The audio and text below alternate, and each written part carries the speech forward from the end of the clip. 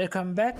This is Sanjay sir and you are watching the part 5 of the video series on System Development Lifecycle for the GCE Ordinary Level National Curriculum. In the previous video, we talked about the second and the third phases of the System Development Lifecycle. In today's session, we will continue with the testing and debugging of the solution. We saw in the design stage of the system development lifecycle that we designed test strategies to be implemented after developing the system. According to these strategies, we will now test the new system that is developed. The software development team will run the new software in order to find errors. They will enter data as they wish to see if they are getting the correct or desired output. If abnormal data are entered, it should give us an error message. If the error message is not received, then there should be a problem with the system. Or if it is not running according to the requirements of the customer, still the system has to be repaired. These problems are called bugs in technical terms. Fixing these errors is also known as debugging or removing the bug that was found during the testing. There are 4 different types of testing that we do to make sure the system is error-free. They are unit testing, integration testing, system testing, and acceptance testing. We will now see what these testing methods are in detail. Unit testing.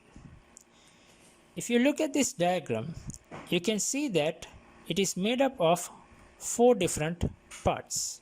In the same way, software are also developed in parts.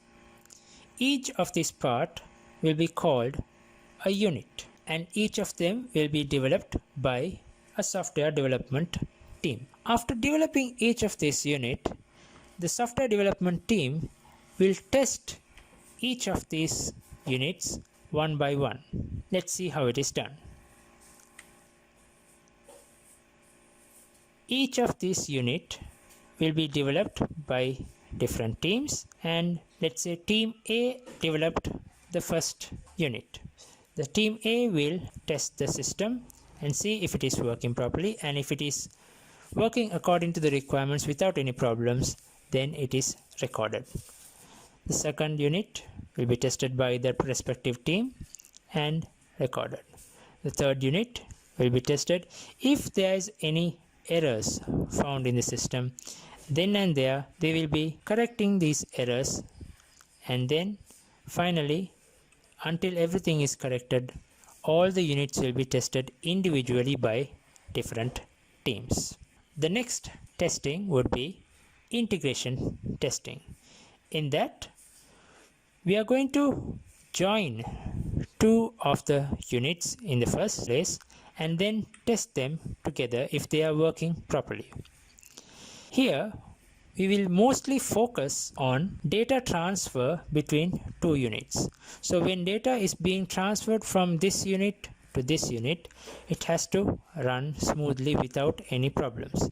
If that is working properly, then this integration test between these 2 units will be passed. Next, the other part is also integrated into the system and tested again. If there are 2, the data is transferred properly, it is tested okay. In this way, we are going to put in all these units tested by integrating them or joining them one by one. The next testing would be system testing. This is where the integration tests are done for each unit, and finally we end up with the full system as one unit.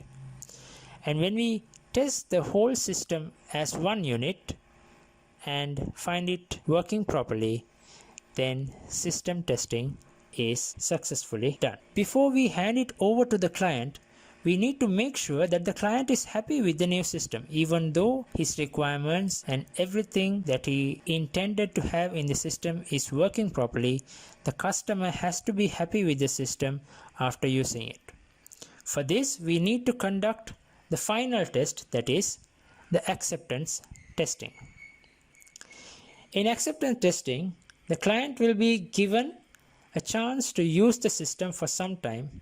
After using the system, if the client is happy with the system, then our new system has passed the acceptance test. This will complete all the testing stages in the new system. Our system is now ready to be installed in the customer's organization. We will see how different methodologies are used when handing the system over to the customer in the next video. Until then, this is Sanjay sir signing off.